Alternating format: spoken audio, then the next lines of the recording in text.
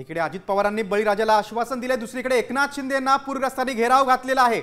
धाराशिव मधली घटना आहे। परांड्यातल्या नुकसानग्रस्त भागाची बोटीतून त्यांनी पाहणी केली। यावेळी मंत्री प्रताप सरनाईक, जे धाराशिवचे पालकमंत्री देखील आहेत, आणि शिंदे सेनेचे आमदार तानाजी सावंत हे देखील उपस्थित होते। यावेळी नुकसानग्रस्त शेतकऱ्यांनी मदतीच्या मागणीसाठी शिंदेंना घेराव घातला, मात्र तानाजी सावंतांनी त्या नुकसानग्रस्त शेतकऱ्याला सुनावलं।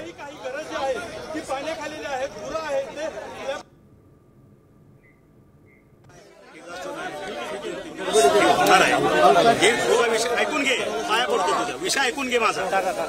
हे जे तुझे बोलते ते पुढचं बोलते। आता लोकांची गरज काय आहे? आता त्याला 2 वेळचं जेवण, त्याला कपडे बिपडे देणं, ते आपण करू। तुझी काय गोष्ट आहे मला सांग ना, मी गोष्ट नाही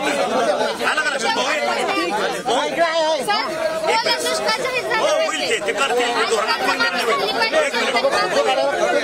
अशा प्रकारचा ढगफुटीचा पाऊस आला, अतिवृष्टी झाली तर हा यांना कायमचा त्रास आहे।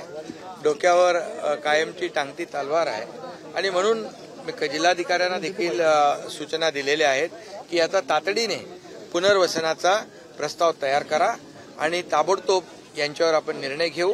आणि त्याचबरोबर इथं हे पुनर्वसन यांचं करणं महत्त्वाचं आहे।